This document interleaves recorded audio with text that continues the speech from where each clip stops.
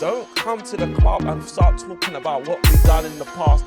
Talk about what you haven't done anything. He's won a trophy this season. I said this season. You ain't got a trophy. This is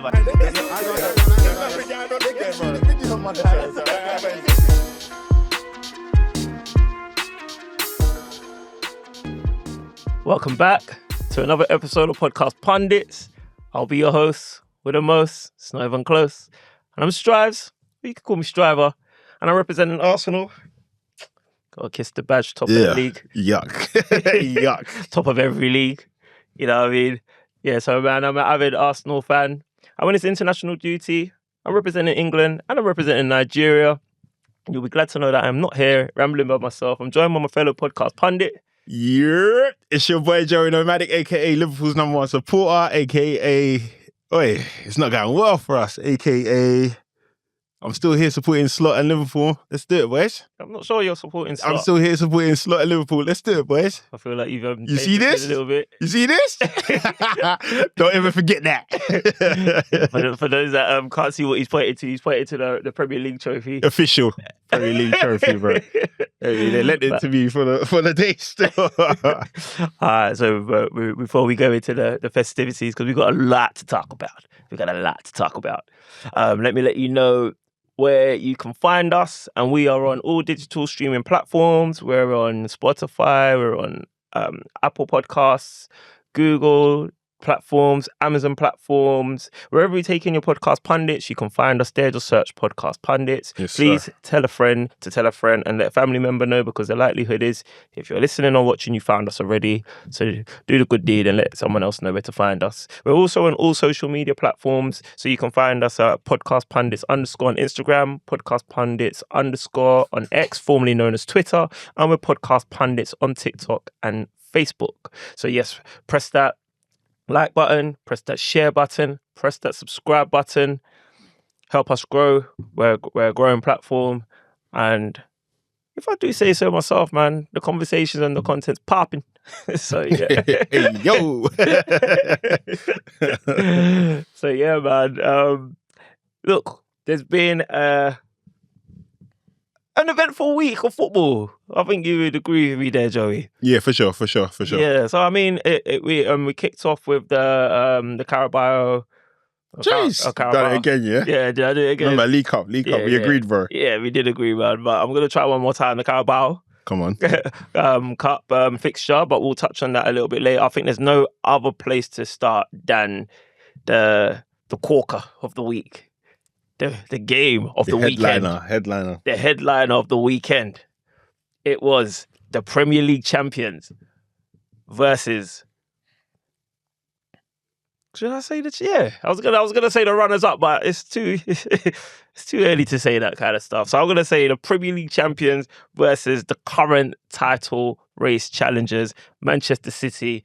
I think it's a little bit too new to call it the age-old rivalry, but that's one of the most prominent recent rivalries in the Premier League era. Yeah, probably over the last 10 years. I think so. Yeah, so I think yeah, it's fair to call it a prominent rivalry then. Manchester City versus Liverpool. You guys are always, the players anyway, you're always kind of noshing each other off, like talking about how you guys push each other. The games are so this, the games are so that, you know. So, do you know what it is? I've forgotten what the term is. I can't say it without saying the N-word, bro. But when you see realness, bro, you know what I mean? I get what you're trying to do. Yeah. The G of me recognizes the G of you, innit, bro? What you say, real recognize real, yeah? Real recognize real, bro. Yeah, that's the one. Oh, all right, cool. Well, I guess it was the better of reality. And, reality hit hard. Yeah, I was just about to say, for some, man, it was a knockout blow. But, was it? No, it weren't in my opinion, but yeah, we'll get into it. Yeah, man. So, look, Liverpool's at Anfield. Manchester City have never done the double over Liverpool. So in the Premier League double over Liverpool anyway. I can't even remember the last time Manchester City got a result at Anfield, or Pep has.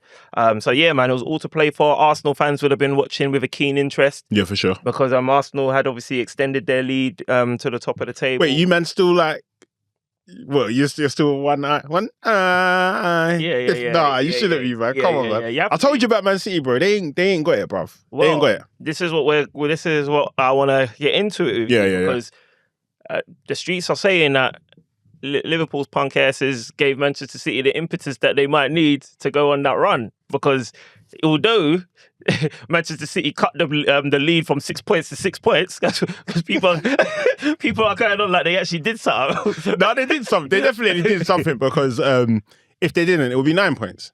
True. So they definitely did something. They did the least they can do. They did the least they can do, which is just at least make sure the gap doesn't widen. And they done it in good style, in my opinion. If you take out the Premier League champions, and if you good style, not by way of the game, because we touched the game. The first half, Manchester City Toothless. You know what? Manchester City. I don't know what the official record was, but I heard I don't know if it's a record for Manchester City or the Premier in general. 10 shots in one half. Not all of them on target. Yeah. Apparently, that's some sort of record. Yeah, so but you they see, were kind of peppering you. No, but you see the shot thing. But remember, I've always had a grievance with shots or shots on target. It's anyone can pop a shot off, innit? Yeah.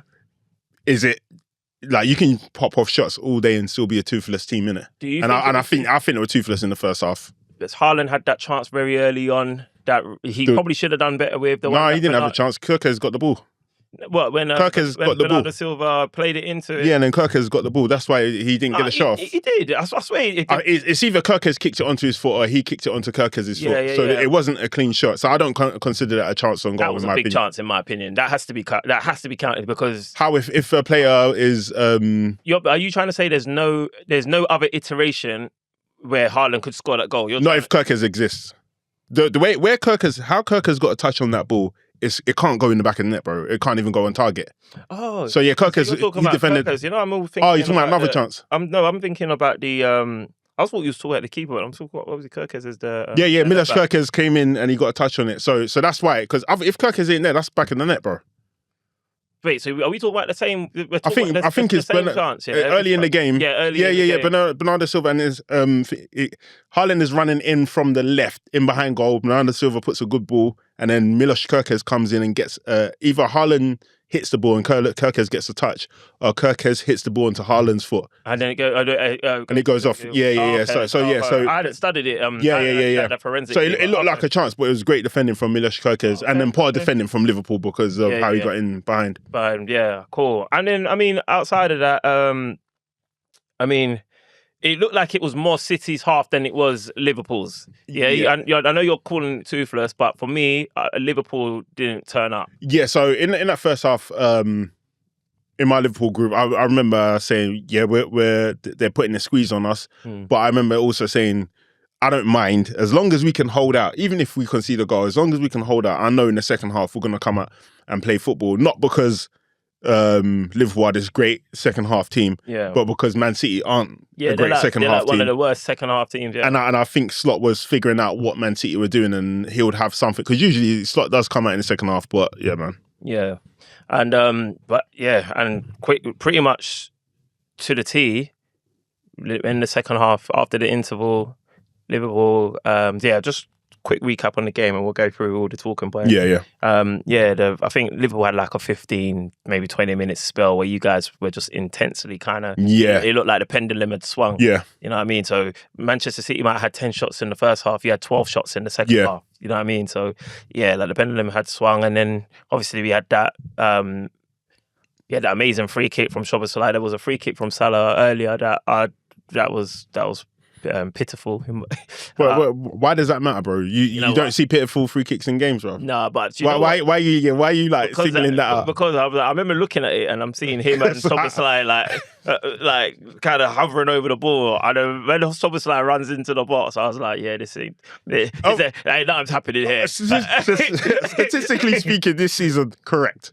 Yeah. But you have to remember the midweek and I think they both assisted each other on free kicks the other day. So I think Salah gave Szoboszlai the roll under the boot, and then he done a free kick, and then vice versa. Right. But Salah's one was in the Champions League, innit? So he's got a right to be there. And bro, like obviously people are like cussing Mo Salah, and this is his worst season in the Premier League. But he's still having a better season than who? Dan. Because I Then put name here, bruv. Can you think of anyone? I can't think. I don't know who he's having a better season than. I can't think of anyone who I think you could be thinking of where that could ring true. And I'm happy to have that conversation if you dare to try and mention. What is Mo Salah to you? I think Mo Salah. He's like a GA merchant, right? A GA merchant, but he's a talisman. He's a key player. He's someone that's meant to pull Liverpool over the line. So if you do that and you have a certain amount of GA and you're available for games, you've just come back from AFCON as well. No, it's not good enough. Hang on, let me finish. Because obviously it's not good enough by your standard as Mo Salah. But in Premier League and right winger standards, is it good enough? I mean, Liverpool's won one game in 2026. I'm not talking about Liverpool, I'm talking about Mo Salah. But he's. I know, but let's talk about Mo Salah because that's what we're talking about. Because I'm not talking about Chelsea, Arsenal, or Man United. I'm talking about their right wingers. Yeah, but I'm talking about Mo Salah and what Mo Salah brings to Liverpool, and without Mo Salah, but he's bringing stuff more to Liverpool than other right wingers are bringing to their clubs. That's my point. No, he's not. Okay. I mean, when you say other right wingers, without you specifying, it's hard to like. But if I'm obviously assuming. Let's look at the top right wingers. I'm assuming you're talking about the guys at the top. And Mbeumo, he's banging. I don't think Salah's has contributed more to Liverpool than Mbeumo has to Man United. No. Who else is there on the? Obviously, is you count Cole Palmer as a right winger? Sometimes he's a right winger. Sometimes he plays central. Cole Palmer, he's kind of been stinking this season. I think by his own admission, he would probably say that he believes he's playing below his full potential. But Phil Foden, I don't know. Do you know what I mean? Phil Foden, I would say. It's hard because Phil Foden had that. He had that early bit where he kind of brought he got Man City some points. 100%. So he's contributed, and obviously Manchester City find themselves challenging. So there's a case, but I would say they're kind of equal. Yeah. Do you think he's put more points on the board than Mo Salah has for Liverpool this season in Champions League and Premier League? I don't think he has. No, not Champions. Yeah, no. I don't think he has in both. I'm talking about like points. How many points has he earned? Man City and when I say points, I mean like a winning goal or I don't know how you clarify. Yeah. But my point is that I feel like they're not too far apart. Yeah. So I'm saying like and then Bukayo Saka. What about Saka? Bukayo Saka, I would say 100% has been way more impactful. In what way? Just in every way, like in what way? Okay, GA, Saka has had a drop off, but in terms of a drop, what do you mean by a drop off? What's the GA that you normally attribute to like a Bukayo Saka? Yeah, he's not been that player this season. Like I think he's not scored in the last 13 games or something like that. Or was it 13 Premier League games? I can't remember what the stat is. Yeah. Or what have you not? But in all competitions, I think he's got a goal here or there. Obviously contributions, and he's been unlucky where some assists that maybe should be his haven't been awarded to him because I don't know, like one little flick or one touch. But in terms of like just contribution, performances, attacking, penalty box threat, key passes, chance creation. I don't think Salah's contributed more to his team than Bukayo Saka has to. I mean, in terms of GA, I think they've both got the same, you know. But I'm just talking about overall and everything. Yeah, but what's overall though? Because like in terms of like, I think Liverpool can survive without Salah more. But Arsenal have been surviving without Saka. Not really. Yeah, 100%. Obviously he's been injured for like 2 games or what have you not. But but he was injured at the start of the season as well though, and you lot were still doing well with that. No, we were doing all right, but I think us. I feel like you're not being fair here. No, I am being fair. I personally think I'm being fair because I think Saka's not been the guy who we want him to be. And what I mean by that is what we find with Saka, he incrementally increases his output and his performances season upon season upon season. This is maybe arguably the only season where you can say we haven't seen like Mo Salah, like a diagonal like Mo Salah. Curve, whatnot. No, but Salah's dipped. Yeah, but I don't think Saka's dipped. I think Saka at least has been level. Definitely not, because Saka has more. I think he has way less output than his usual seasons. But what I will say is that you're talking about a mountain dipping to Saka's level, bro. No, 100%. Salah's not gone to Saka's level whatsoever because He's gone to the same level as Saka this season. If I'm going to be honest, the way Saka's not been good this season. Saka's been better than Salah. 100% better than Salah. And you're saying whatever Salah has put out this season. You're saying if Salah put out 10 this season, Saka put out 20.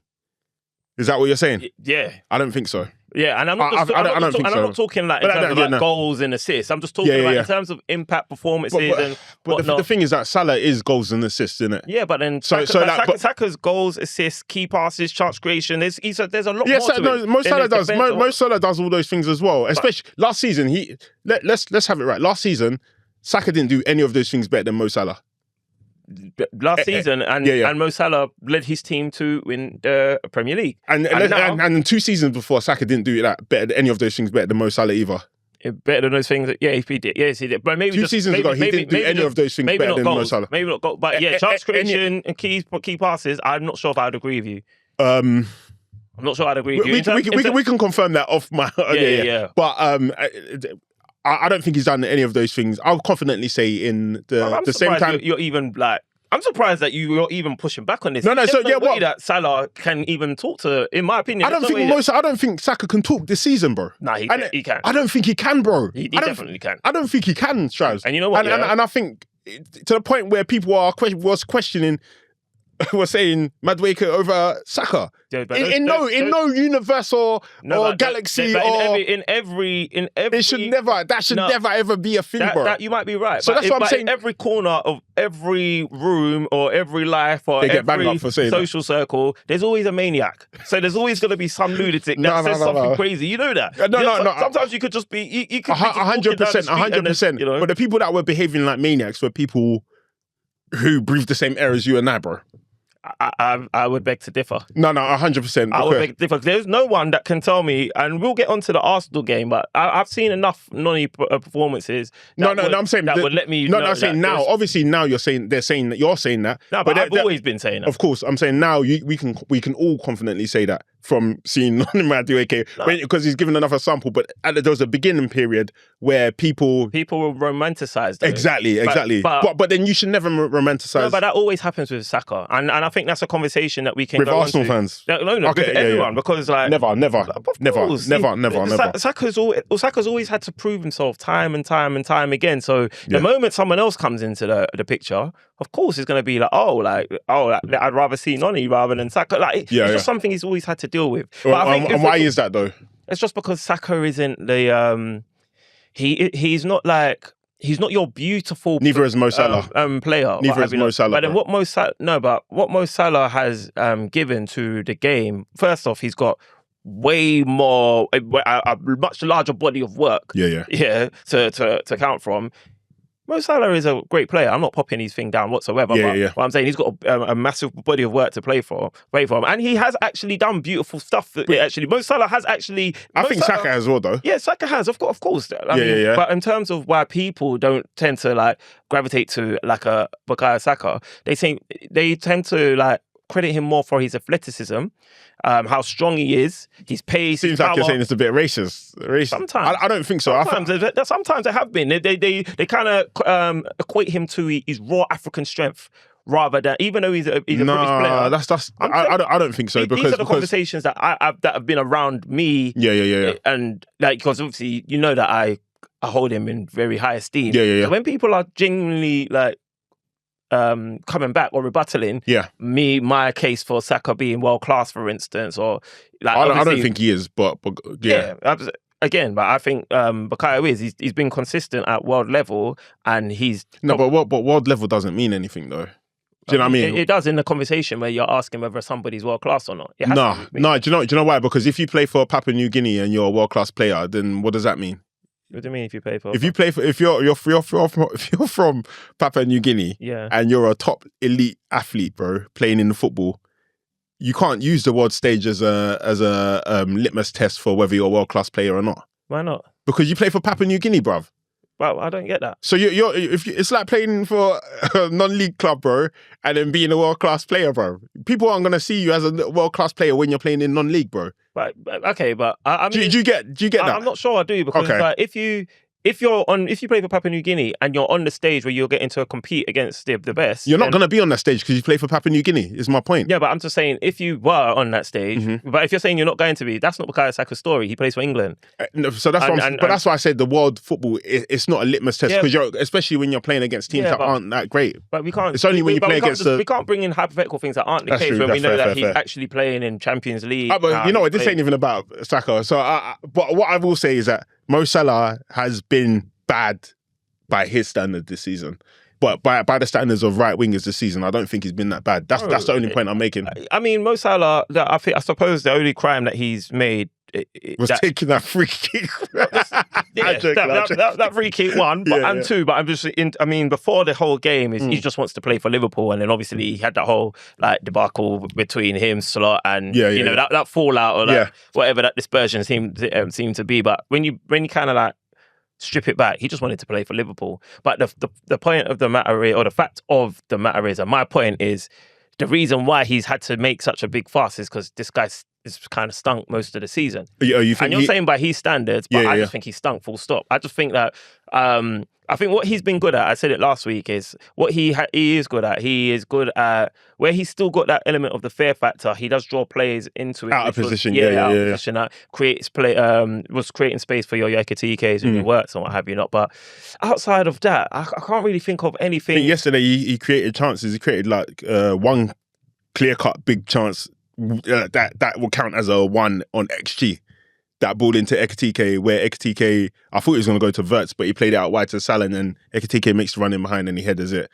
It goes there, even though he's looking here. Yeah, I mean, first off, even when Ekitike played that ball into Salah, I was like, brother, what are you doing? Yeah, but it worked out, bro. It worked out, and it was a great chance created as well, and obviously it was a great run. But my point is that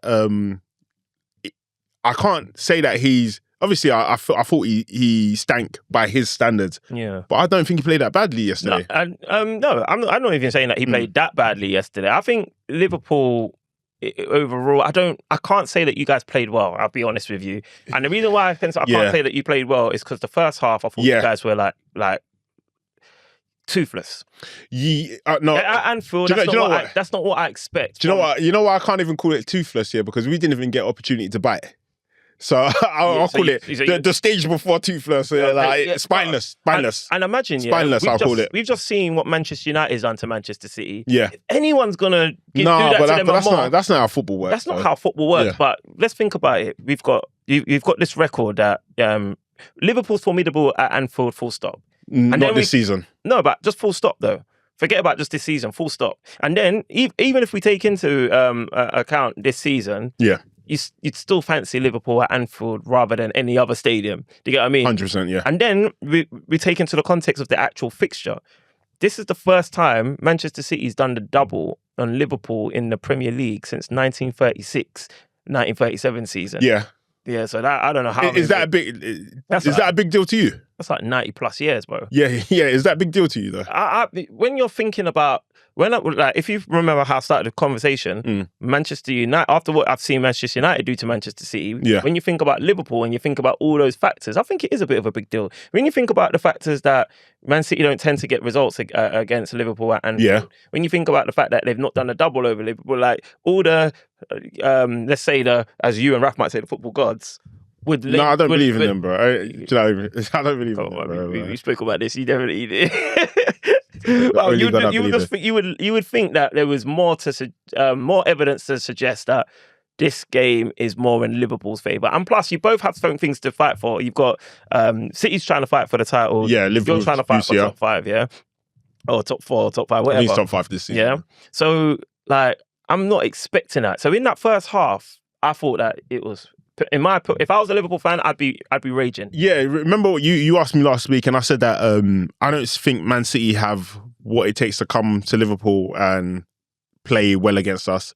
I think the last time when they beat us, I think they weren't that great, but we were just terrible. This game, I had the same expectation at Anfield, innit? Obviously, they've come and they've played. Again, I say decent in the beginning, but I feel like one thing Arne Slot has done that I give him credit for, but I can't even give him credit for. So I take away credit for him for losing all them games that he lost this season, innit? Yeah. But what I my expectation of him was to nip that in the bud. He did that. And so he's now created this thing where we can play quite well defensively. Yeah. But then the problem is that not only do I find it boring, but a majority of fans find it boring. So that's why when Man City were doing that in the first half, I was quite confident that we could contain them because their main threats are Haaland. Haaland was out of the game in the first half. And other than that chance that he had in the beginning. It wasn't a chance though because you got the ball though. So like if you win a defensive tackle, I don't count it as a chance. Yeah, but that would, to me, that's, I mean, he got away from his man. Yeah. And I think Haaland could have done better there, irrespective of if you're giving the credit to Kirk. What do you think? Like his confidence isn't. If his confidence was higher up, he bangs that. Or I just think like I feel like he's still got a shot off, or he could have like. Could he have gone around the keeper? Going around the keeper wasn't. I don't think that wasn't an option. But I do definitely believe that there's an iteration of that same sequence that could have ended in the Haaland goal. Yeah, because Kirk has got a touch to the ball. That's why I'm a bit thingy. But sorry. Other than that, I'll give you that. Other than that, I didn't really see Man City doing anything to worry me. I think obviously they're on a couple of set pieces, but I think we were good in terms of our defensive structure, and we got opportunity to show that. Regretfully, because that's not what we came here for, to show how good we are defensively. But again, in the second half.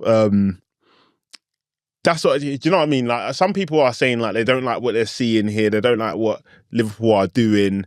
They think that loads of people are slot out. I'm fighting in these groups. I'm not even fighting for slot. I'm more fighting for FSG, because when I look at it from the largest perspective, FSG have been there since 2010.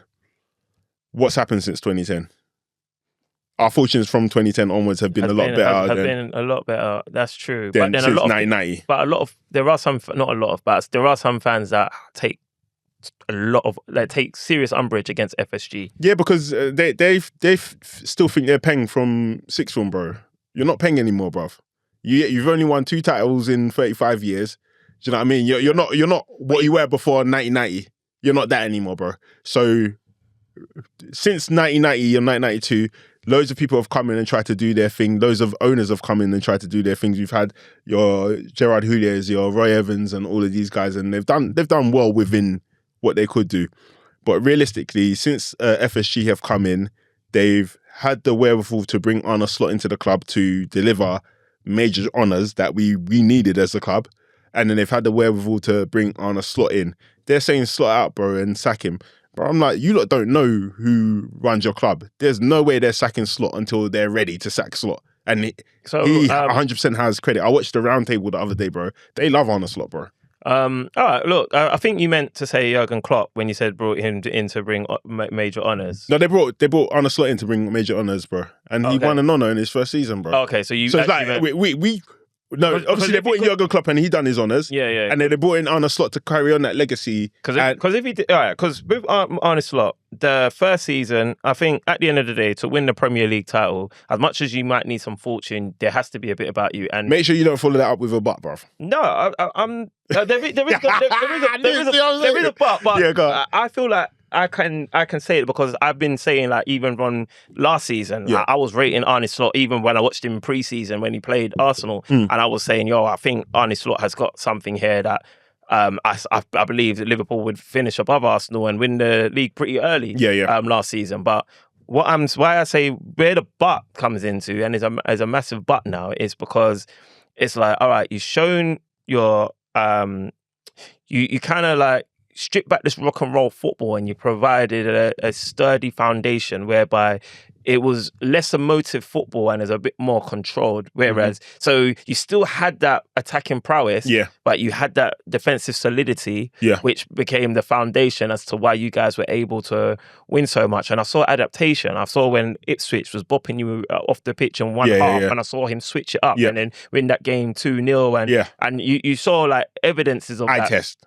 Yeah, you saw of a manager. Exactly. So now moving forward into this league, Liverpool started the league quite terribly. We started terribly. Yeah, but it was fortunate as well because you were getting results. 5-5, I think. Yeah, and you couldn't really argue that you deserved all of those wins. Even when the 1-0 win against Arsenal, like I looked at that game, and in fact, I don't think anyone deserved to win that game. If I'm going to be honest. I looked at that game, and it gave me a bit more confidence in my team. Whereas, and this way, in what way though? Not attacking wise. Yeah, it just gave me confidence in my team because I was like, I could see that my team got it wrong. We corrected it, and then attacking wise, 100%. What do you mean attacking in what? Yeah, like attacking wise in that game. Yeah. After we like Arteta kind of corrected what I thought he got wrong. What was that? I'm talking about the first game, by the way. The first game, because you lot were spamming set pieces, but you didn't have Saka to put the ball on. But I think once we changed it and we started going for the game, to be honest with you, I can't think of any Liverpool fan that would sit here and say that they didn't leave that game with a phew. 100%, I didn't leave that game thinking that. Yeah, bro, because remember, you lot were spamming set pieces and we dealt with all... Virgil van Dijk was man of the match in that game, bro. Because of how easy it was to defend. Because how easy it was, because of how much we was onto you guys. He did onto what? With set pieces, bro. How many open players? You know what? Let's not go down there.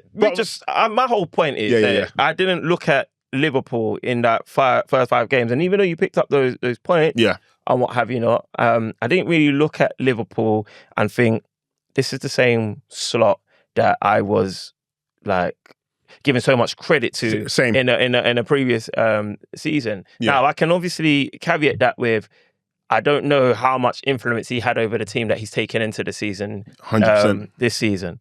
However, he is still the man who has to get 100%. a rise out of his players. Yeah. Slot is moving. And I've said it in the past. I'm not rating some of the things he's saying in his press conference. Yeah. He seemed a little bit strange to me. And I'm thinking that his lack of what it seems to be a lack of control or a lack of... There's something missing. I feel like it's going on to the pitch. Yeah. Like even there's a disconnect between the fans and the manager. Of course, because the results aren't good. Not just the results as well. It seems like he's also taking digs at the fans. And he's taking digs at... The same way I am though, man. These fans are forgetting.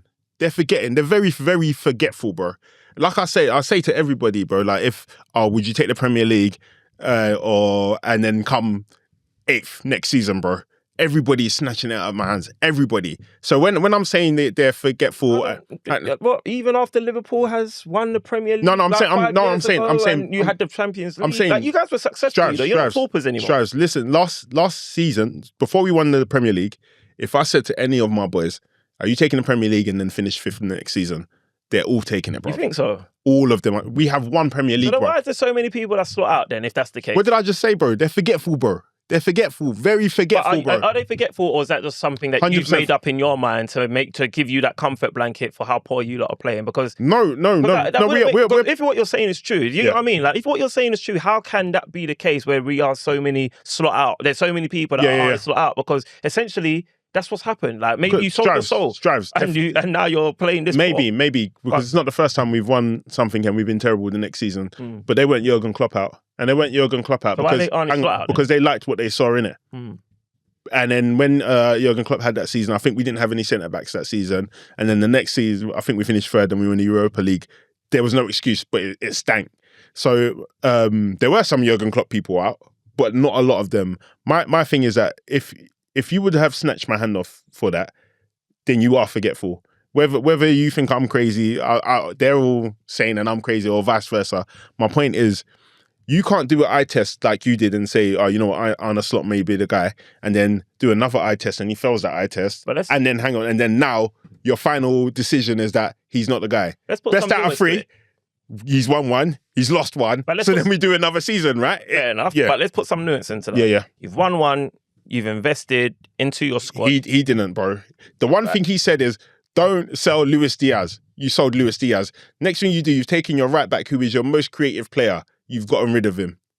So then it's like people keep on saying the 450 million, but like, it's like, I get that, but still, like, you still have a squad that's way more capable of performing better than what we're seeing. Agreed, and that's why I agree. Yeah, so that's where the context and nuance comes into it, because even with what you're saying in the defence, I think with what you've brought to the squad, I also would fashion an argument for the disgruntled fans that are saying, yo, this is poor, man. This ain't good enough. Like, in what iteration It's not do you good find enough. yourself 5 points behind Manchester United, the team that you were all laughing at? Laughing at. And you listen, the way... everybody was laughing at them. Of course, no, but Liverpool fans. Strauss, we were laughing at Arsenal, bro. You think but you you guys you don't stay laughing at a club forever, bro. It's not going to stay the same. Saying that you were laughing at Arsenal and laughing at Manchester United is the disparity is wild. It's like The disparity is time. The disparity is time, Strauss. I know people that you've got one maniac Liverpool fan that I personally know that forces himself to try and laugh at Arsenal whilst Arsenal's winning everything, laughing at Arsenal because we're set pieces. So when you say we were laughing at Arsenal, what I'm trying to say is let's just try and have people were laughing at Liverpool last season, bro. No. What I'm saying when we lost to PSG, people were laughing at. When I say we're laughing, let's try and be measured here. Okay. When I say we're laughing at Manchester United finished 15th or 16th, or wherever they finished in the league, they lost to Tottenham in Europa final. Yeah. Nobody would have ever envisioned at this point of the following season, after Liverpool has spent 500 mil or 450, what value you're gonna put in it, brought in Isak, Kerkez, Frimpong, Florian Wirtz, Ekitike, etc., that you are now 5 points behind Manchester United. Well, how much did Man United spend? How much did Man United spend? I'm not too sure. They spent a lot of money, bro. But I'm just saying the context and nuance, though, because you're just going won a league, not won a league, at least give a season, but. Let's be fair to everybody here, and let's put in the context. The context is that you're adding is that they spent 450 million. The context is that Man United have spent how much money?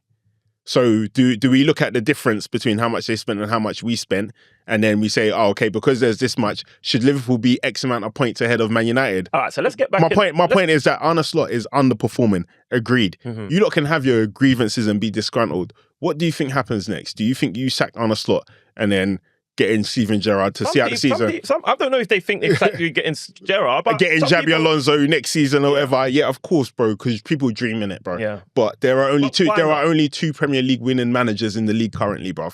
That's a fact.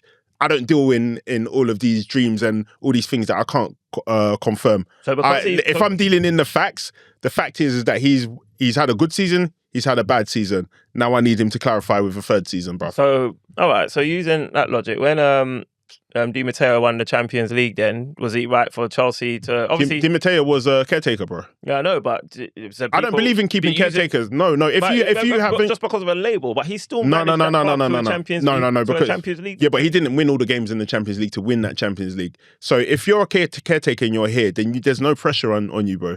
I can be here or I can't be here. It doesn't matter. It's not going to do anything for my. Has he managed since? Your guess is as good as mine. Gone with the wind, bro. So that's what I'm saying. Like when you're a caretaker, there's no pressure. Right now, Michael Carrick's a caretaker. When he becomes a proper manager, I don't know what he's going to do. People today were telling me in my group, Michael Carrick is a solid manager. Based on what? Middlesbrough. Okay, so what does that mean, bro? Bro, I mean... It doesn't mean anything, Strive, because it's not... How can you just disband somebody's body of work, bro? Disband I'm sorry, do you know what it is? Not that it doesn't... I say it doesn't mean anything, because factually, Championship is not the Premier League. Mm. We've seen loads of managers come from the Championship to the Premier League and fell. We've seen loads come and succeed. So I can't just say, he's a good manager because of 5 games and his Championship record. That doesn't mean anything. And you can you can say with Arne Slot that he's a good manager because he's had the league. No, I can't say anything. All I can say is that factually there's 2 Premier League winners in the league currently. Factually, we've seen a good season from him and we're currently seeing a bad season from him. All right, those are the only things. To get back in the car then, because obviously we've used, because I started off with the Manchester United comparison anyway when I compared how Manchester United dealt with Manchester City towards how Liverpool's dealing with Manchester City. So it's funny that we've kind of gone into that comparison of the 2 clubs anyway, because you brought up how much has United spent, and then you spoke about how much Liverpool spent. Now we're talking about Carrick, we're talking about Slot. But what we do know is with Carrick, caretaker or not, with the iteration of players that he's got at Manchester United at his disposal at the moment, he did a far better job against Manchester City than Liverpool did. Agreed. And so if we look at last season, how much did Arsenal spend? But I couldn't tell you how much I don't think we even spent that much last season. What I can guarantee you is that you spent way more than Liverpool.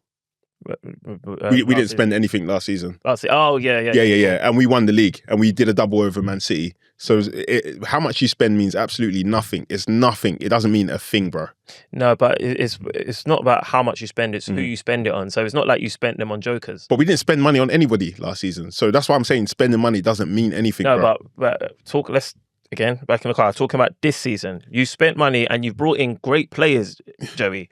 So if you've brought in those great players, I think it's a reasonable expectation. No. Not just only should your fans Strauss, even if we brought in doo-doo players, bro, I still have a high expectation. So my point is that whether we spend money on these guys or not, the expectation is that you defend your title at home.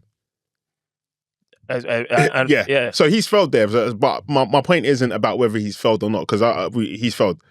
My point is, what does that mean for Arne Slot's future?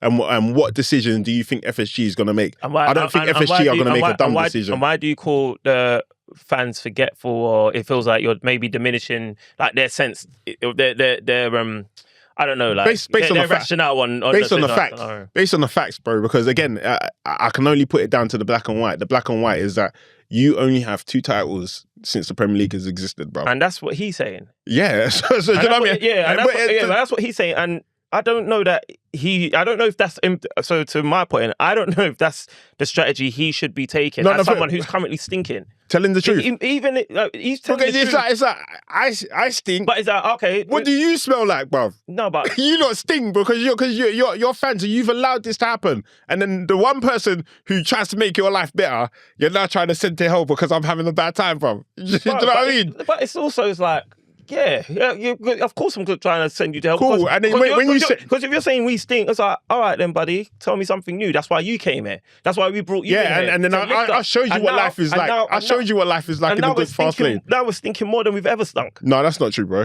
I don't know, man. There's people out here that are saying this is the worst title. And then those people are what? I don't know what they're forgetful, Strivs. They're forgetful. That's my point. That's my point. And it's not the worst title defense. That's saying there's people say that because they don't know what facts are. No, because they don't know what facts are. That's why I get it. But it's not factful. Facts, yeah. First off, the season isn't over. So you can't say that then? Yeah, but... Can't say that then. But for those that believe and feel like it's the worst title... I don't do believe and feel, bro, man. I only deal with, like, tangibles. Even if I can't touch it and I can't bring it up for you, and then what you believe and feel might be different tomorrow when we start winning 5 games in a row. Let's use your tangibles. Yeah. You've got... in terms of worst title defences, you've got Liverpool... This season, for me, you've got Chelsea when they finished 10th or the following season. Yeah. And then you've got Leicester when they finished like 12th or 12th or something, whatnot. Leicester didn't spend what you guys spent. Yeah, Chelsea didn't spend. Straps, I've already dispelled. I've already dispelled your spending. I have, bro, because everything we won a whole title without spending any money, bro. You won a whole so then based on your logic and got worse. So based on your logic, if we spent based on my logic, you spent money and got worse. You shouldn't be doing that. So based on your logic, if we spent that season where we won the title, if we spent 450, improving your squad. Hang on, 450 to improve your squad. If we spent 450 million, let me finish. Can you just add the qualifier? Yeah. I don't know. You spent 450 to but that's not my point. That's your point. My point you don't is, think you improved your squad? I'm asking you a question. If you, I don't think our squad has improved because we lost so much, bro. So I don't think it's improved at all. I think our squad is top heavy. I don't think there's any balance in our team. The team building has been horrible this season. And let me defending FSG, but FSG are probably the most culpable for that. So who would we blame? Let me finish. Hang on. Let me finish though, because so by your logic is if we spent 450 before we won the title, we should be winning the World Cup and every Champions League and everything else. Instead of just winning the Premier League. I think if you spent that amount of money on a brand new manager after just getting rid of Klopp, I think that would have been. You didn't get rid of him. He left. Oh, he left. Yeah, sorry. Yeah. I thought it would have been a risk. Coming third. Yeah. I think it would have been a risk. I think it's an unknown quantity. I think you would have needed to bide your time. I think. But what would have been the expectation, bro? I personally think it would have been a shit show. No, but I'm saying, what would your expectation be? I'm telling you. You would expect it to be rubbish. Because, bro, like, Arne Slot is an unknown quantity at that time. And then you're giving him money to buy a bunch of players. We don't even know what he's going to do with that. Yeah. So that's why I'm trying to say context and nuance is so important here. Fair. Now we're in a position now where we actually know what this guy can do. You've now spent to improve the squad. And then this is the title defense so far. So I think... But then you're talking about context and nuance and you're missing out the context and nuance of all the players that left. No, I'm not missing that out. You because are. I'm not, because altogether, I think... All Oh, right, you think you said FSG is to blame for that? I think FSG is culpable. Yeah. But what I do think more so over than that, I still think even with all those players that have gone and the players that have been brought in, I think there was a general feeling amongst the Liverpool fan base and amongst the football world that Liverpool won the window. So I'm not the general guy, because one thing I've been consistent with is that our window was terrible. Another thing I've been consistent with is that our team is rebuilding. You've not said the window. I think you can say now when we've been Strives. say it's terrible. Go back. But I don't think factually, Strives. When Cuff was on the episode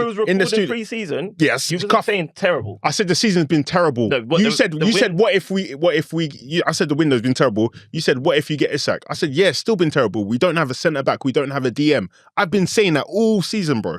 I don't know. All season. I mean, I'm not saying that you were over the moon, but I don't. No, Strives. But it was never watch terrible. the episode with Cuff again. Never terrible. Watch the episode with Cuff. I'll watch it. But there's no way that you can, you or any Liverpool fan. I don't think we won the Premier. I don't think we won the transfer. You guys thought that you had a terrible transfer winner. Yeah, everybody was in high esteem. No, not me, bro. Not me. You can't keep saying everybody like I'm not here, bro. I'm telling you. So are you trying to tell me? Let's pretend for a second that I wasn't in high. No, I'm not saying that you was in the highest of, but I mean everyone. You weren't in. Oh yeah. Sorry, you're right. Yeah, my group was gassed. My group was gassed. 100%. Yeah. So an anomaly doesn't.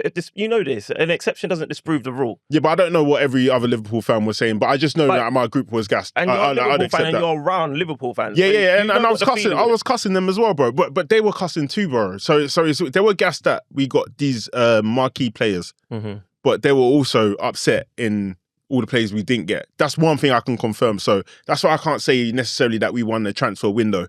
But one thing I will say is that in terms of the players that we didn't get, and something I maintain to you is that our team is rebuilding.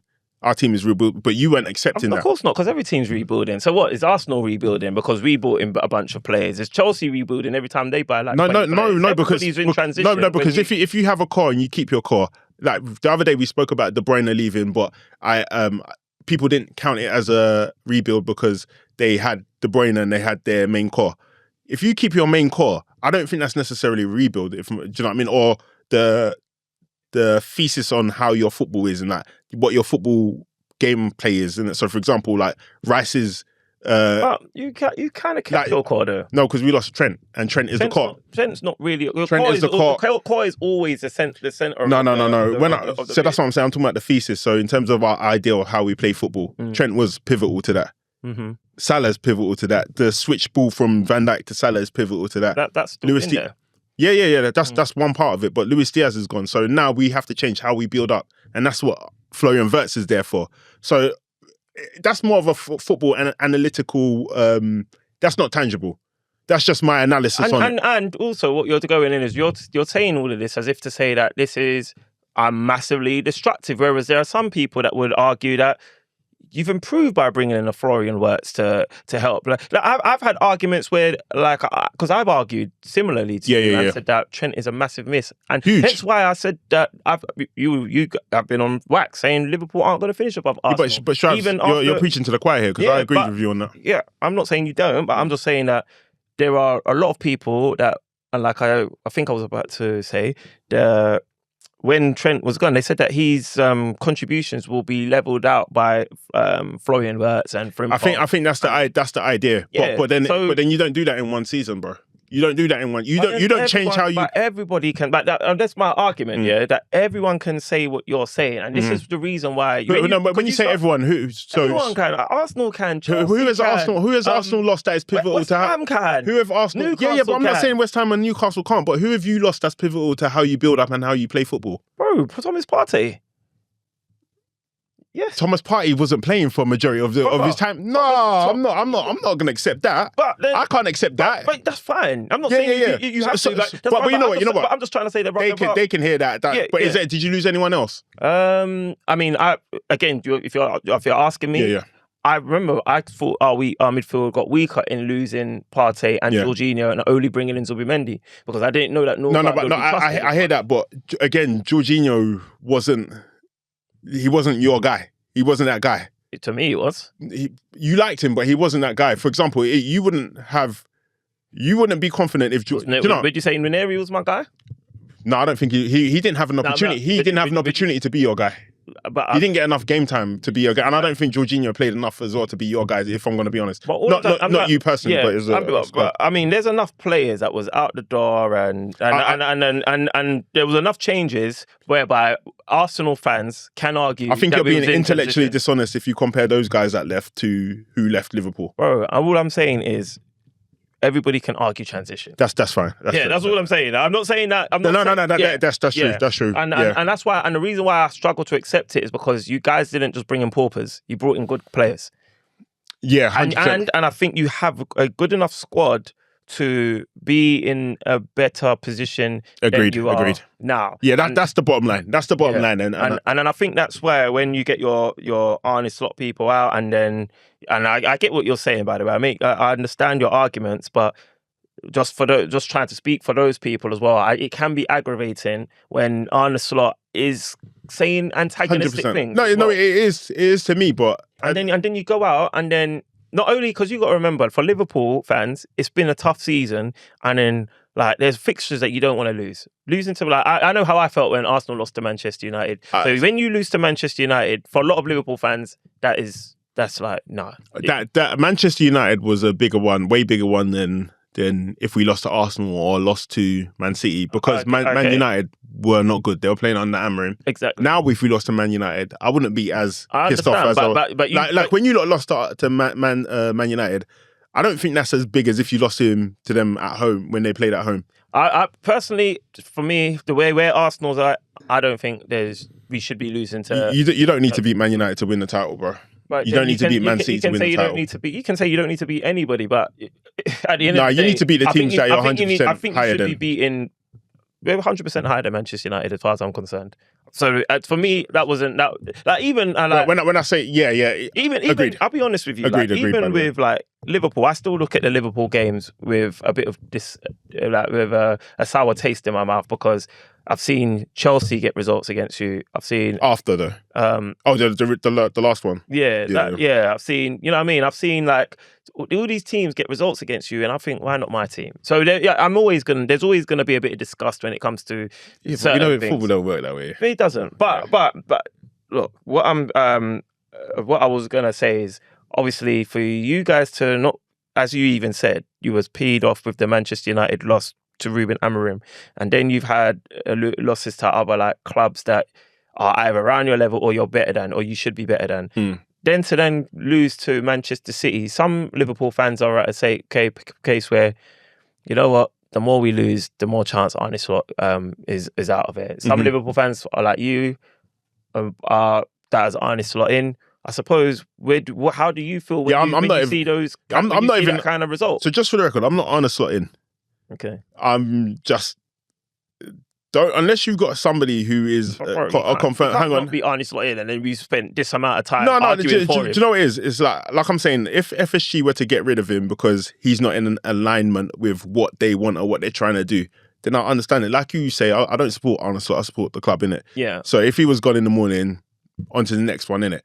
But my point is, if you're talking about him going, and you're just that kind of deliberating who's going to come in next, I think that's nonsense. You can't chastise people for not sitting on the fence, for actually standing in their square and standing on. But what are you standing on the square on for a caretaker manager?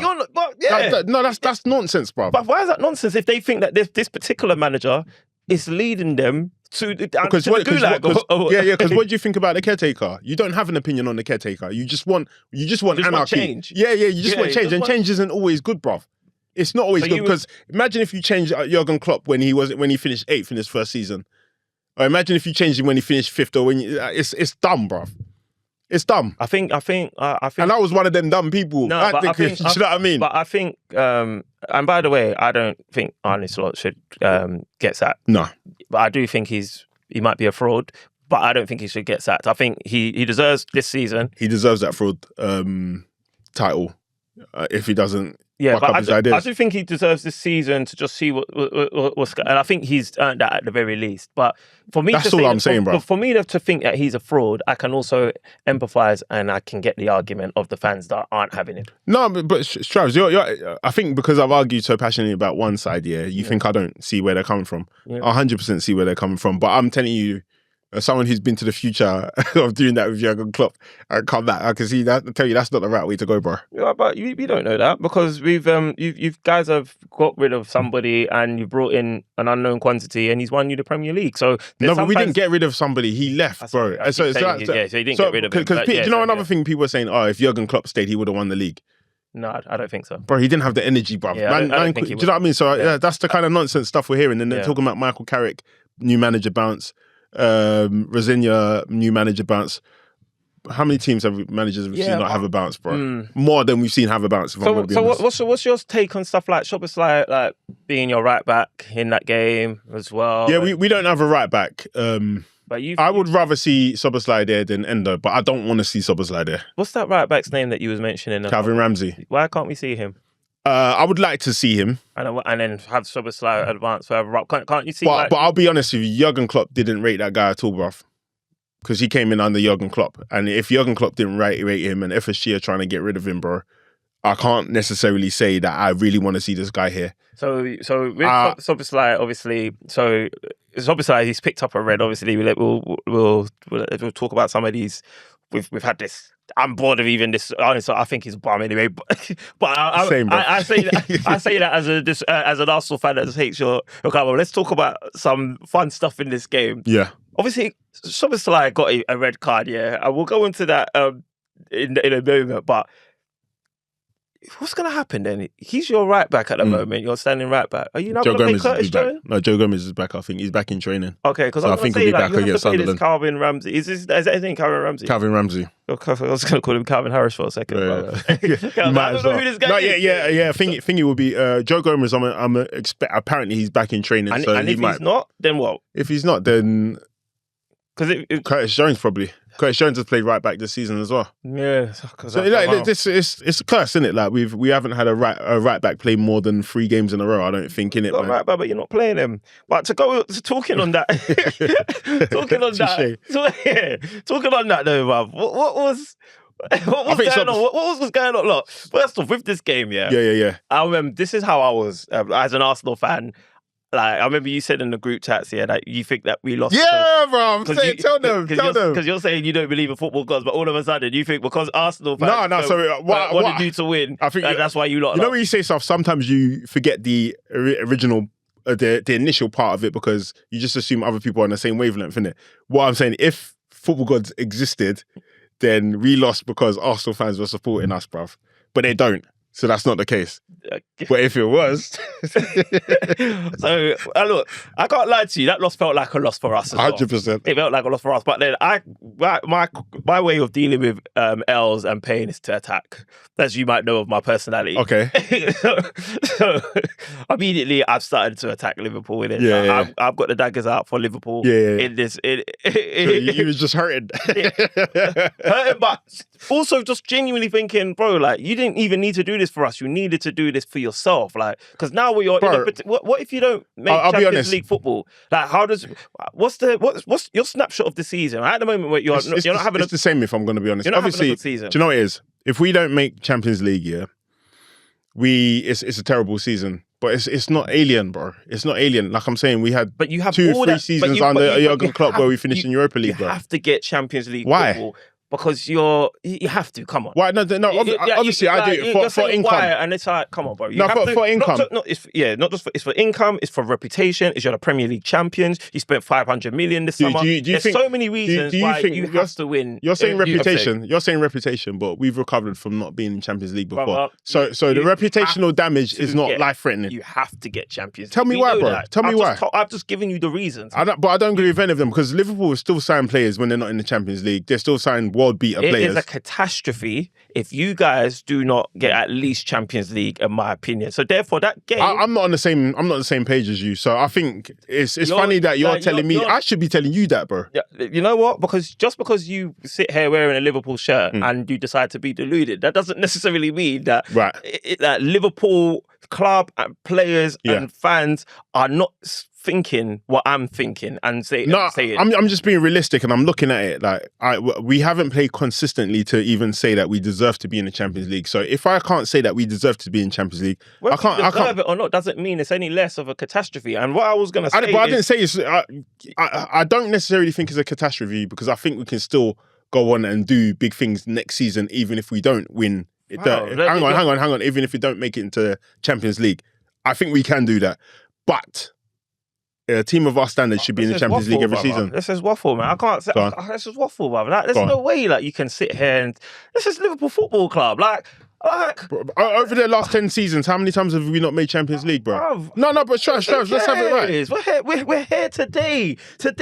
You're not playing this game for Arsenal. You're playing this for Liverpool Football Club. Like, so what I'm saying, I will support. We're got enough point. I was supporting you. I'm not. It's not like why I went back into attack mode because I was like. Forget Arsenal for a second. For Liverpool can't. You're 4 points behind Chelsea, 5 points behind United. Everton's like a point off of you. I think you're level, or maybe 2 points. I think Brentford's close to us. Brentford is. Are they? I think Brentford might be 2 points off of us. So is Everton. Let's have a quick look. Yeah. Have a quick look. But it's very close. Like, so we're at a point now where it's like, yo, like Liverpool's got more to play for here. So I'm now going into. I'm now going into. Attack mode for those reasons. And I'm watching this game, and obviously as a I'll say half neutral. Once I realise you guys have lost the game, and I'm looking at this. I'm looking at this red card situation. And now I'm looking at it from a sense of, wow, Szoboszlai's moving mad. I know him and Haaland. Why is he moving mad though?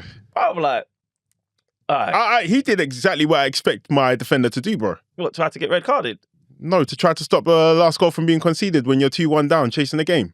Bruv, the game was over, bruv. What do you mean, though? The game was done. Well, but whether the game's done, whether there's 10 seconds or 20 more seconds, he's doing what you should be doing, bro. Preventing when it's 2-1, preventing the team from going ahead when there might be a slim chance or you should have told Alisson to stay in the net. 100%. But we're not talking about Alisson. We're talking about Szoboszlai's decision making. I think he done the right thing, and it worked. It worked in terms of what it was trying to do but obviously people, another thing, people are arguing, the referee should give the goal, bro.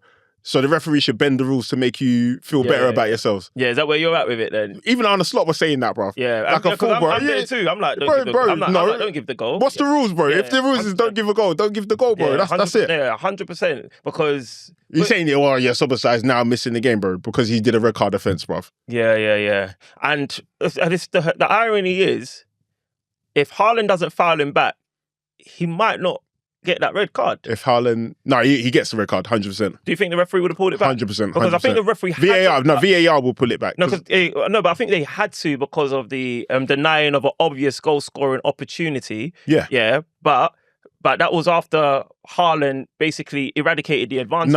No. So because, Haaland eradicated the advantage, and so they've had to pull it back and do that. But if Haaland hadn't pulled him, and Szoboszlai stops the ball from going into the back of the net. Oh, yes. Then, and I think he would have as well, to be fair. Do you think Szoboszlai would have got there? Yeah, I think he would have made it. To be fair. But yeah, I think the ref did the right thing. But you're right. If he had got, but if he had stopped him, I don't think he would have made it. The other debate was the Guehi should have been a red card against Mo Salah. Nah, because people saying Diaz was. Diaz was there. So like, even if Salah had got there, that's what I think. I think it was a yellow card. I think it was a yellow. I think they got that right, to be honest. Yeah, the same. I think they got that one right. And but Arne Slot was saying Mo Salah, we know what Mo Salah does. Yeah, he bangs that. Yeah, I think that's what I was thinking. I listened to that guy, same Mo Salah from this season or Mo Salah from last season. But what Rafi and other people in my group were saying is that you don't basically do it based on the player's ability. You do it based on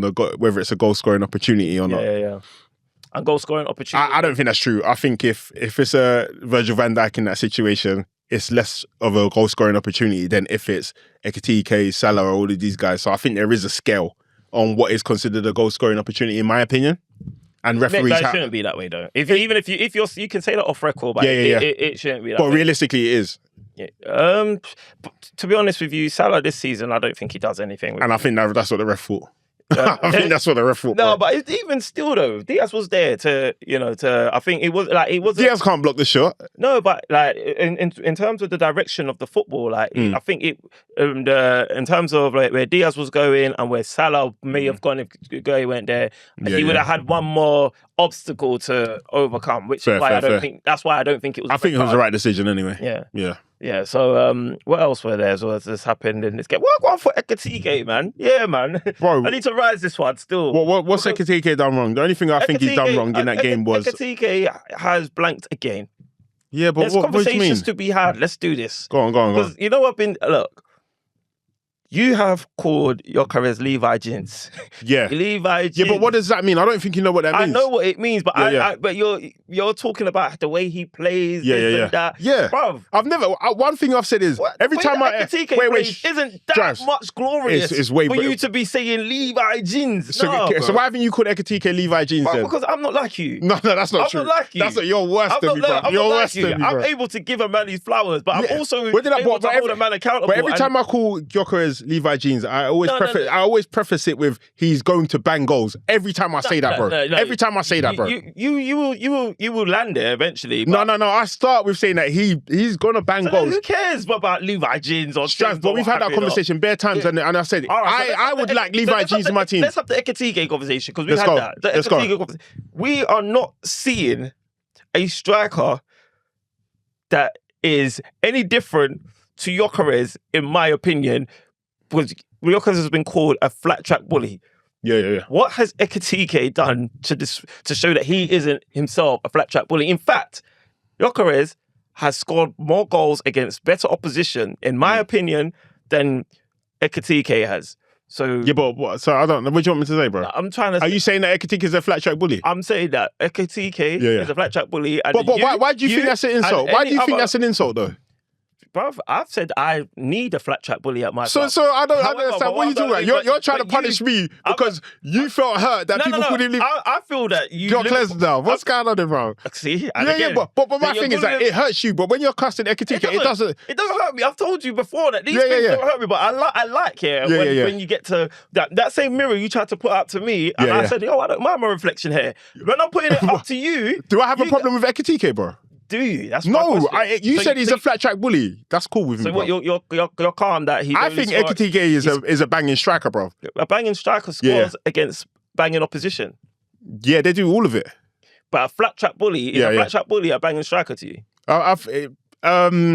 Give me an example of a banging striker. Thierry Henry. No, I think he's above banging striker to be honest. Haaland. No, come on, man. You're giving the elitist of the elites, bruv. Ollie Watkins.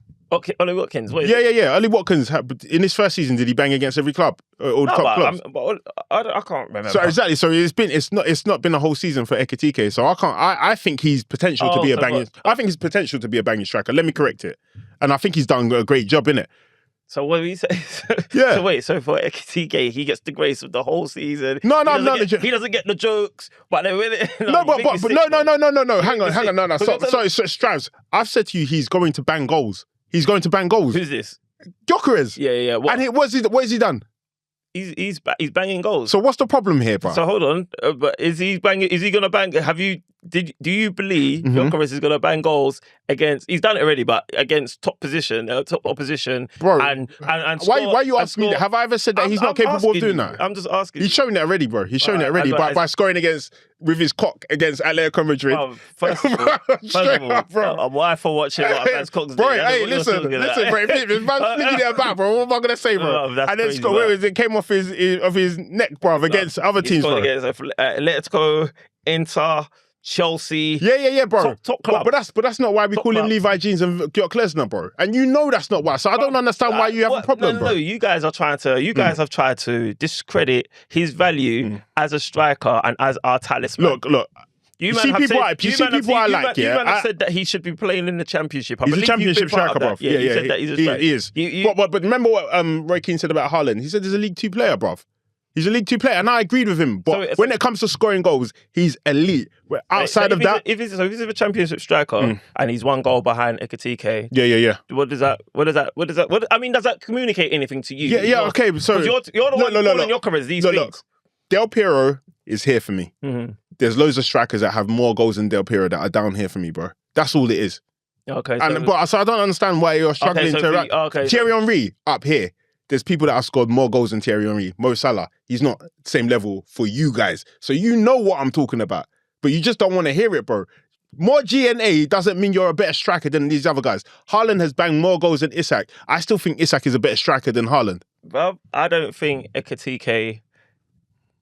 You think Ekitike is better than Gyökeres? You do. I don't think Ekitike. I can find snippets on this podcast where you have said that you think that Ekitike is better. But listen, guess what? That's all that matters, bro. With time, views are going to be subject to change. Maybe, of course. I accept that. All I'm saying is, with a decent sample and body of work now, I'm starting to think... But you see me, has anything from me changed? Has anything from me changed? I've said that he's going to bang goals and I said that he's an ugly striker. That still remains, bro. Okay. So I don't understand what your problem with me is. I'm talking about Ekitike is a good striker and he's a good footballer as well. So nothing has changed, bro. So is he going to get you... Is he going to get you out of... like this Europa fight? Is he going to get you Champions League football? Can you rely on him? Bro, I don't know. What is your question? Is he going to score more goals? Yes, he's going to score more goals. He's going to... Okay, cool. How much? Do you know what I mean? How much you putting on him? What do you mean? What are you talking about? No, because I don't know. Like, because obviously he gets his goals. I think we need to move on to another.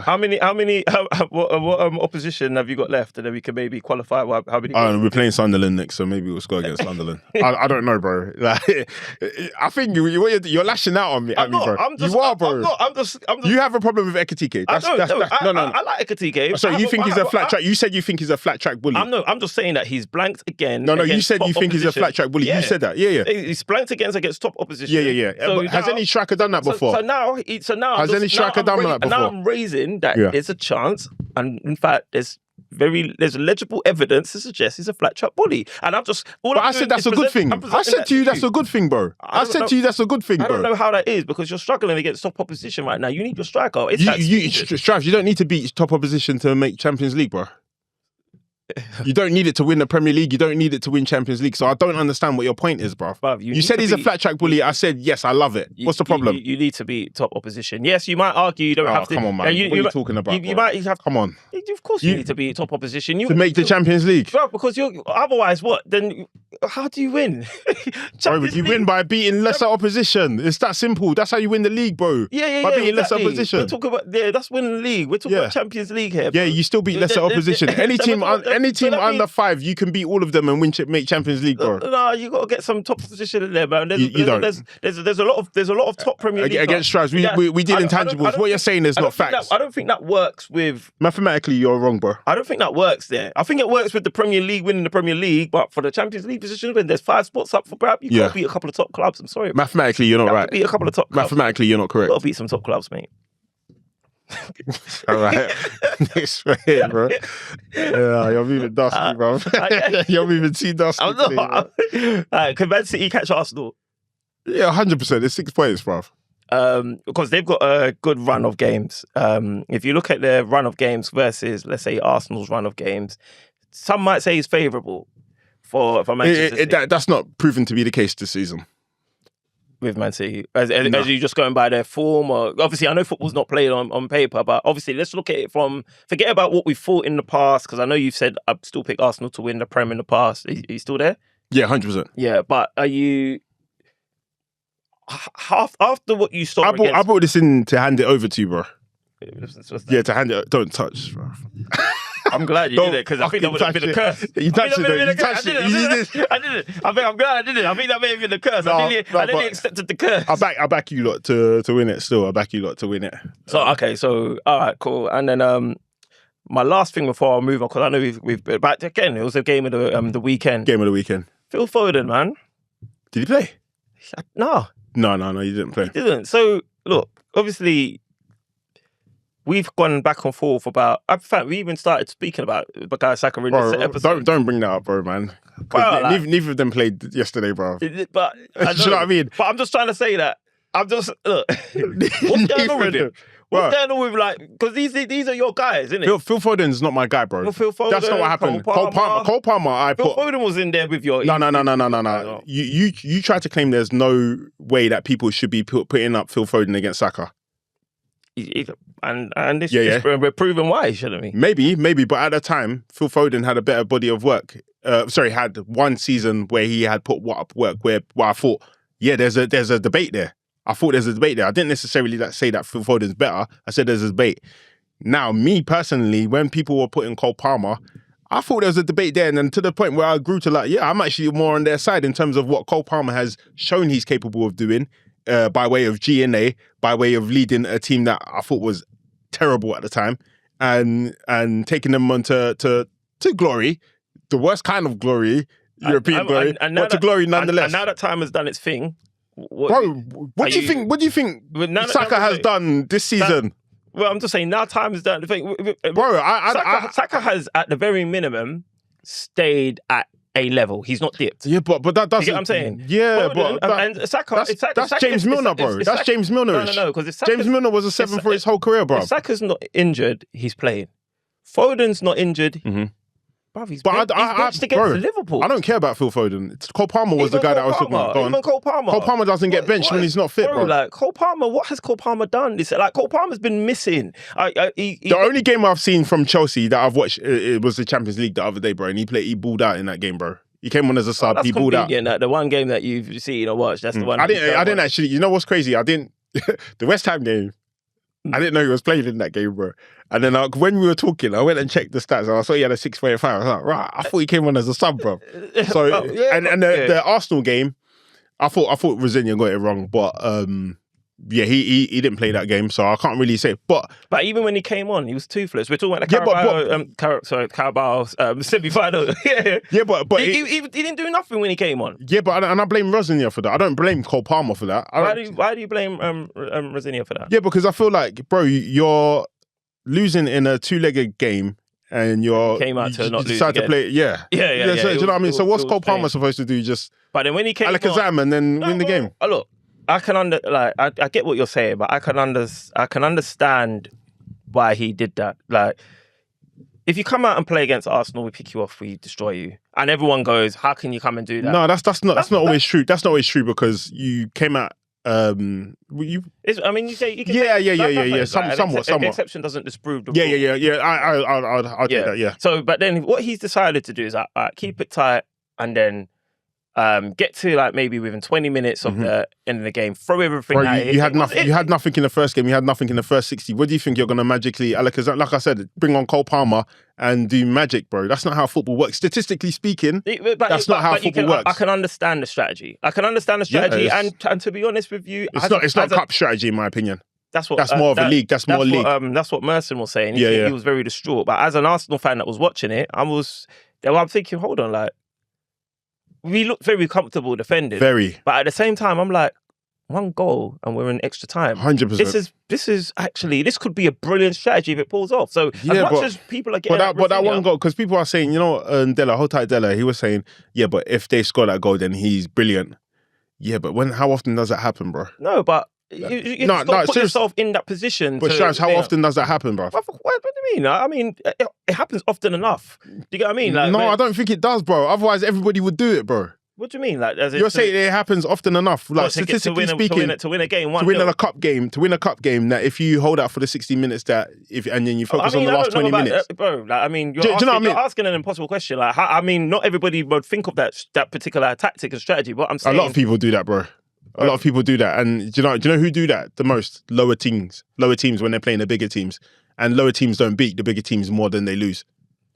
Crystal Palace did it and won a whole tournament doing it last season. West Ham did it and then they didn't win anything this season, bro. Do you know what I mean? But I'm just saying is just like I can get what. Yeah, no, I get it, and I think I'm just saying, like, in a cup game where it's all or nothing, I don't think that's the best way to proceed. And then you're more likely to be disappointed at the end of the game, especially in the last 20 minutes where you have all these chances, or they didn't. So what, they could have gone out how Newcastle did and Man City ended up spanking them. You see how Arsenal played against Newcastle last season?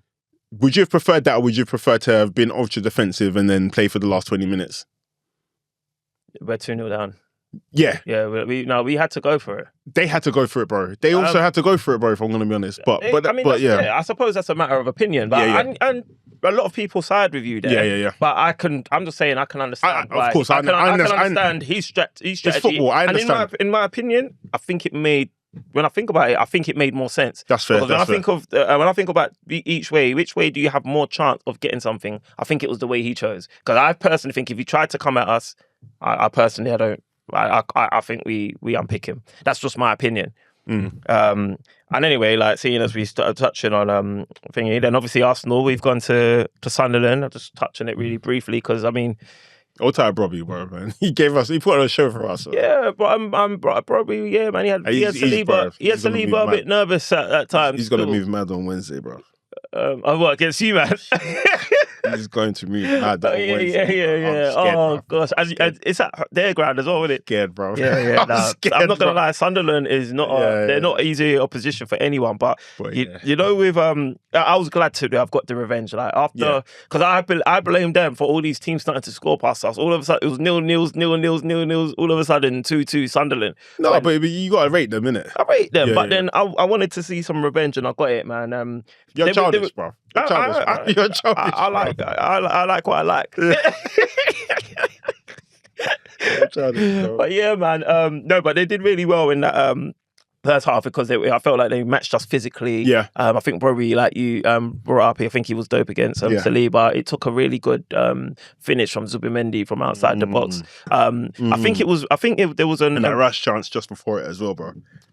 Which one? Right. Oh yeah. Therefore, I think Arsenal did well is the tactic where we always had like Calafiore or as a spare man coming through. I felt like that works well. And then so when he's coming in, it's like the defense didn't really know who to cover. And so there's always that man that was available for that outside the box shot, which Zubimendi took advantage of. Yeah, I thought that was dope. And then obviously, you know, Glock 14. My dog, come on, we're back, baby. This guy's a shit striker. We're back, baby. Glock 14. You say, would you rate them goals out of 10, right? You know what, yeah. One Arsenal fan, my brethren, you know Jay, innit? My brethren Jay, he was like, bruv, how comes this guy can't score a goal without falling over, bruv?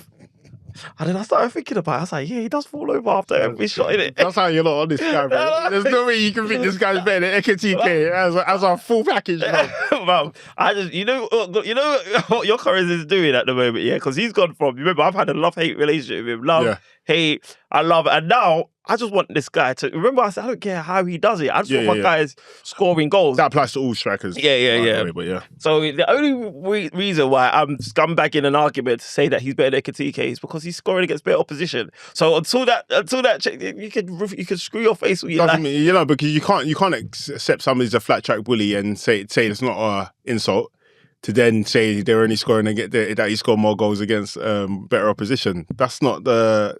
You're moving goalposts, talking about shifting goalposts. Because like you said that Gyökeres is a flat check bully. And now he's scoring against... So now he's just well-rounded because he's scoring against everyone. I just need more of those goals now. Oh, okay. You know what I mean? If I'm saying Ekitike is just a flat track bully, then I've got to say Gyökeres is better than him.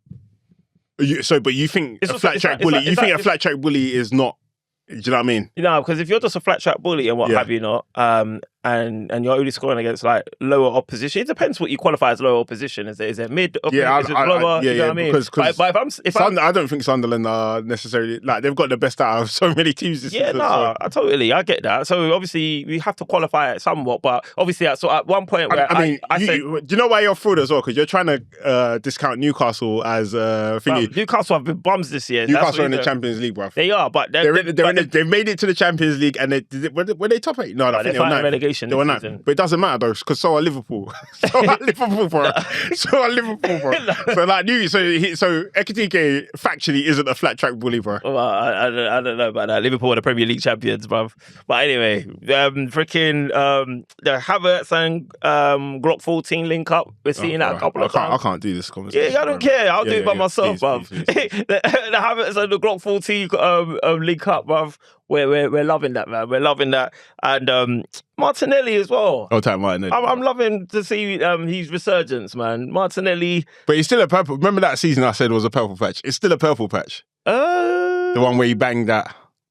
Well, I think outside of your careers, if Oakles might be the top goal scorer now, but I think it was Martinelli before. So I think he had 4 at the time or something like that. no, I just talk about all goals in all all competition. Like Martinelli, for me, he's just like a consistent, he's a good player, man. solid contributor. I'm just like, as much as sometimes I'll give him his slack and whatnot.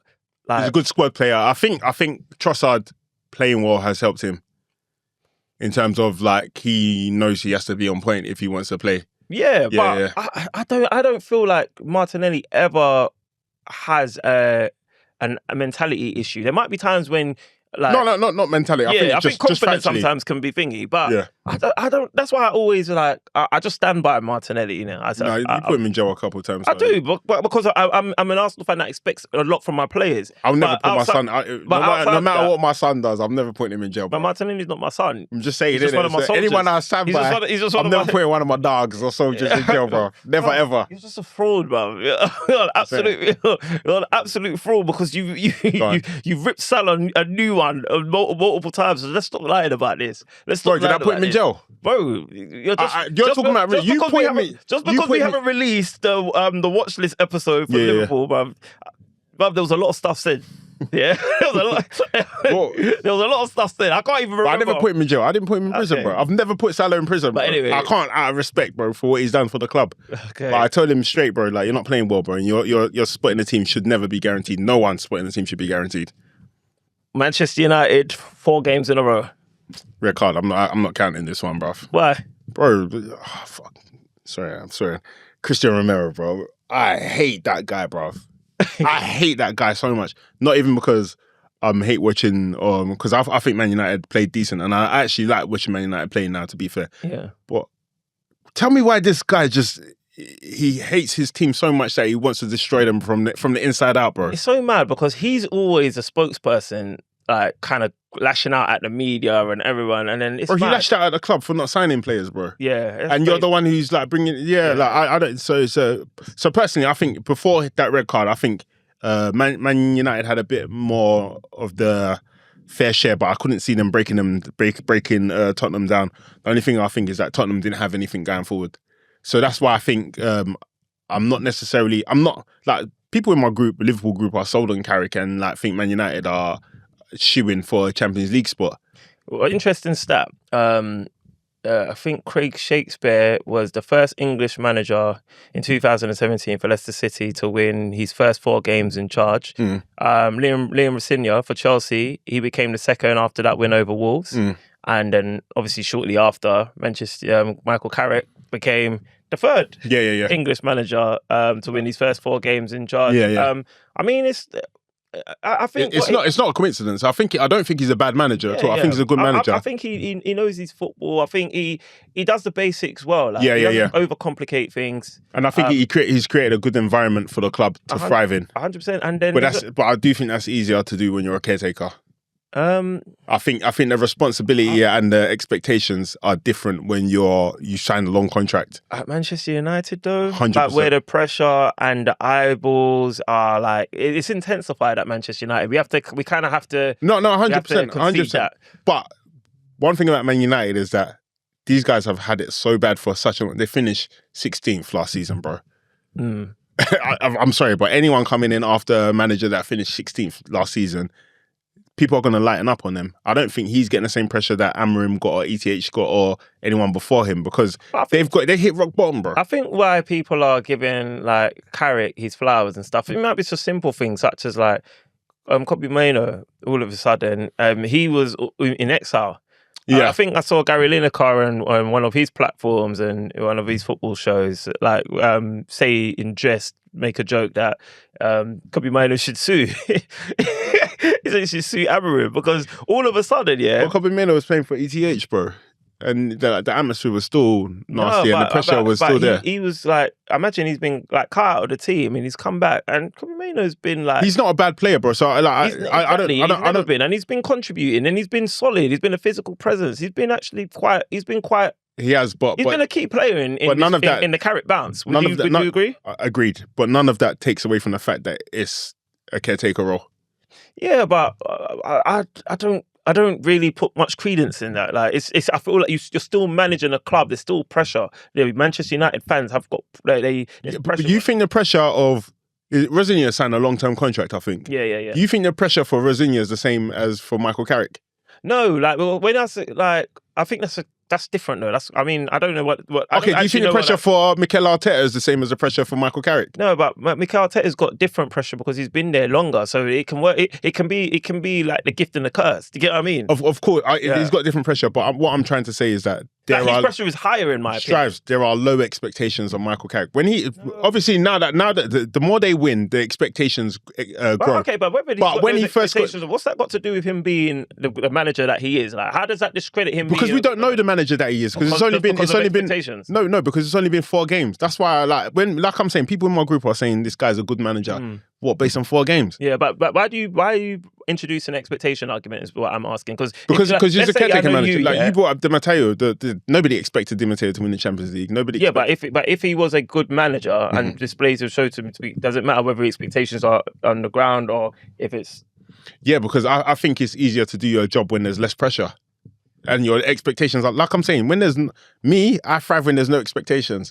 If you're going to expect anything from me, expect the worst, bruv. So you're saying that. And then let me over-deliver. So you're saying before you could give him the credit or kudos that maybe other people are, you need to see him in 100%. In a situation where the buck stops with him. You see, the buck stops with him at the moment. Yeah, but you see Ruud van Nistelrooy, when he was caretaker of Man United and Leicester, I don't judge him based off of that. I think he can still be a good manager. I just don't know. I don't have an opinion of Ruud van Nistelrooy. Okay. The same way I don't have an opinion of Michael Carrick. Yeah, some people would be different to you in that regard though still. But yeah, man. I mean, well, I suppose I mean, that aside, I think the football that Manchester United have been playing under him has got a lot of their fans feeling up. Definitely, man. And rightfully so. Rightfully so. I mean, let's see, man. Wins against City, Arsenal, Fulham, now Spurs.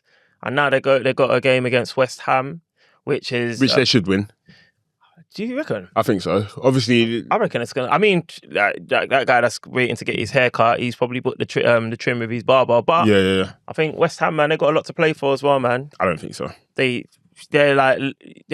fighting for their survival. Yeah. You know what I mean? And so they're not in good form. Man United are in good form. So my expectation would be Man United. I just think stranger things happen. Like I wouldn't even be surprised if Fulham took a point of Man City. Because everyone's talking about all the, all right, cool. Sorry, I'm sorry, like listeners and viewers, man. I'm kind of speeding through them because we had quite a lengthy conversation on the Liverpool City game. Because I wanted to do our Premier League. Let's go away, boy. Yeah, let's go away. I wanted to do the Premier League team of the season thus far, man. Oh man. I'm glad about that, man. I was actually looking forward to doing that one. Before we thingy, did you see what about for Eni Aluko? Eni, man. Stop. From one Nigerian to another, please stop. Stop, man. Hey, big you up for the appearance on 90s podcast. I've seen even TalkSport talking about them. So okay, I'll big you up for that. But yeah, I think I'm with you, man. I think some of her comments, man, it's reeking of entitlement. Yeah. And I think sometimes what she is probably not even realizing she's doing, it's just coming across disingenuous at times. So it's and it's sometimes, I understand, like obviously weaponizing legitimate struggle, the black female struggle, but it's not every scenario where you. Well, for in your right, it's either you're sorry or you're not sorry. Yeah, that's it, and then. Just stick on it. Don't no take backs. Yeah. No. Or then come out and because I think on her social media platforms she said I've used the apologetic angle and I'm like when you say stuff like that immediately discredits. Just like putting a butt after you say sorry. Yeah. So then it's like. Was Ian wrong to say I don't really want your apology? I don't accept it. Yeah. You get what I mean? Yeah. So yeah, it's man. I think I do agree with you there. I think she might need to just like put a fork in that one, man. It's done. It's done, anyway, man. It's done. And some people don't really rate her as a pundit anyway. Never. So some people are forging the argument to say, bro, like it's not that you're black or it's not that you're female. Well, you were saying before, hold tight, Joe Barton. What? Oh, okay, my bad. I think I misheard you. I think I misheard you. No, I misheard you. There's no universe where you say all the time, just Joey Barton. But all I'm saying is people became a bit more receptive to some of the stuff that he was saying because they started to be like, you know what? This woman's getting on my nerves so much. Maybe this guy is making sense, not realising that this guy's still a maniac. All right, man. So, yeah, man, obviously just had to speed through some of the games, man. So, apologies, man, because I didn't even put... in fact, actually, I can shine some light on it in the back pages. You got someone for the back pages? Yeah. No, you go first, actually. Yeah. I'm considering whether I'm going to do that personally. All right, cool. So, obviously, the back pages is where we... shine light on someone or entity or whoever that just deserves to be like highlighted for something good or great that they've done in the week. It doesn't have to necessarily be football, but I'm going to keep it football and I'm going to give it to Martin Odegaard's rival, Bruno Fernandes, for his 200th goal contribution. Yeah, man, this guy is he's having one of his best seasons in a long time, man. So yeah. Big you up, Bruno, man. Big you up, Bruno. I'm not too sure how long I can keep up this argument, man. If you keep it going, if you keep it up like this, man, pause. So yeah, my back pages is going to Bruno Fernandes. Yeah. I was going to give it to, I'll get a special shout out to that Joro. You know that Joro guy that plays for PSG now that went from Barcelona Academy? Oh, okay. Yeah. He beefed Flick in it. So he's like, I want out of the club. Get me out of this club. And his agent got him to PSG. Yeah. But he played and he played decent the other day. Yeah. I couldn't believe it, bro. But I'm actually going to give it to the hero and the villain. Who's that? Dominic Szoboszlai, bro. Right. Okay, fair enough.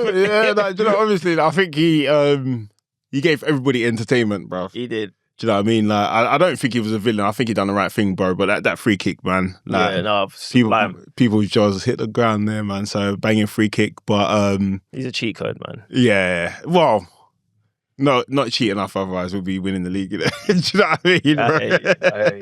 You know what, man? Look, there's a couple segments that we've had to cut short, maybe onto the next one. But one of them that I think we should do is, where does Szoboszlai rank as best free kick takers in the Prem this season? Maybe even of all time. This season is number one all time. Like Payet's got a couple nasty ones. James Ward-Prowse has got he's got loads. Beckham's obviously up there. Yeah. But Szoboszlai, he hasn't done it enough. Yeah. What's crazy, he bangs it for Hungary all the time, bruv. Is he better than Declan Rice? What do you mean, footballer? Free kicks. All right. What's that? Does that mean us, yeah? That's been us. Stick a fork in it, as you said. All right, man. Well, look, man, thank you for rocking with us, man. It's been Joey Nomadic. It's been Strives with the Podcast Pundits, man. We'll see you same time, same place next week, man. We're out.